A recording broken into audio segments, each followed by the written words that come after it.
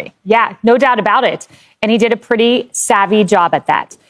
El-Sayed is, to me, one of the most dangerous left-wing candidates out there. Why? Because he rejects the label of socialism while operating under the veneer of socialism. You look at his policies: Medicare for all, abolish ICE, Supreme Court reform, billionaire tax, arms embargo on Israel. These are all policies of the DSA. But yet he says, I reject the DSA on one hand.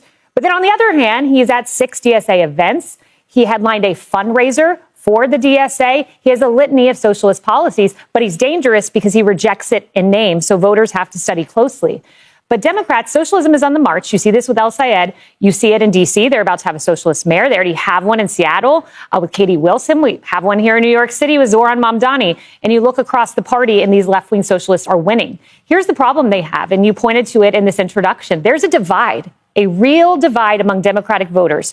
The working class does not support the socialists. The college-educated do. There's a huge divide. Another divide, you have white liberals who support the socialists, but black voters, voters of colors in these primaries do not. Politico said it succinctly. It was a break between two unsettled factions of the Democratic Party, black voters and the left. So that's where we stand. Can you unite these two factions? Possibly. Zoran Mamdani did it, but I'm not sure that's going to work statewide in Michigan. Final takeaway, and to me, the biggest takeaway of the night, Jesse, you have one of the greatest heads of hair in television, but we lost one of the greatest heads of hair in Congress, Sri Thanadar.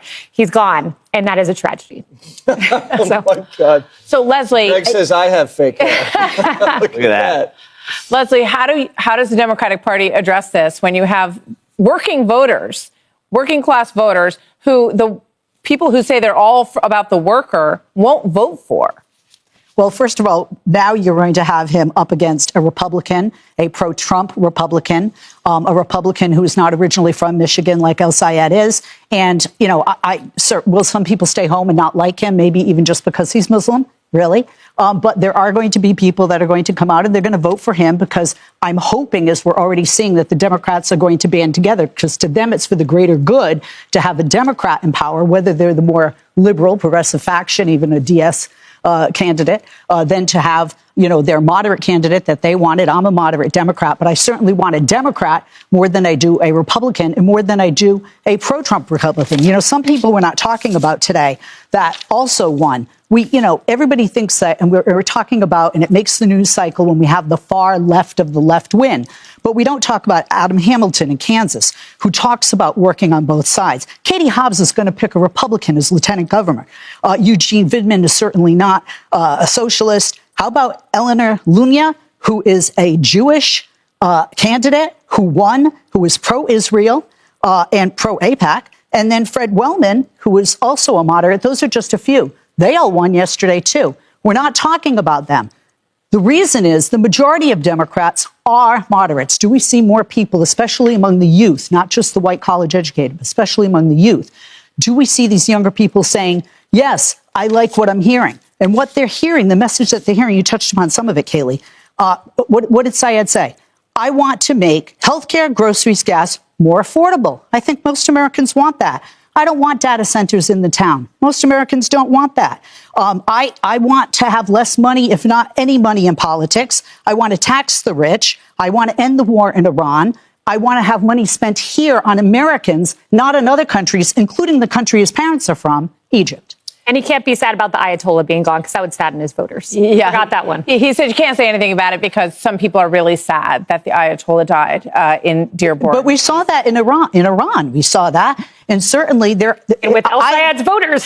I live in Los Angeles, which is called Tehrangeles. I saw people marching for and against what we're doing. Well, okay, because the Iranians that I know in New York would have danced on his grave because he slaughtered tens of thousands of people in the street. And for some reason, this individual has a hard time saying that it's a good thing that he's no longer on this earth. Jesse, Mike Rogers gave us a little bit of a window into where he's going to go with this. He said, I spent years hunting terrorists and bringing Osama bin Laden to justice. Never in a million years did I think I would be running against someone who believes America deserved 9/11. And that was a quote from Hassan Piker, who El-Sayed likes to hang out with quite a bit. He was with him right before the election. Yeah, but you got to respect Abdul because he beat the machine.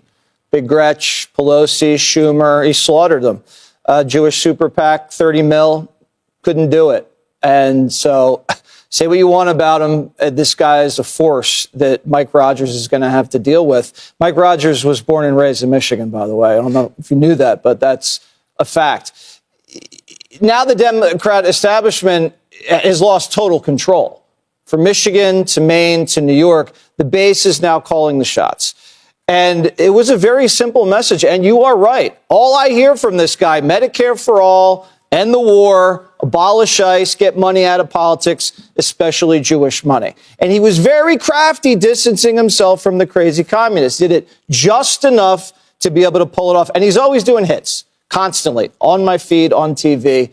So that's something you're going to have to deal with. He's still lost half Democrat primary voters, right? And he's got ethnic problems. He's got class issues. And he's a Muslim in Michigan, and that will be a factor. This is a 75% white state. It's a Big Ten state. He's got to connect there. If he can't connect, he's toast.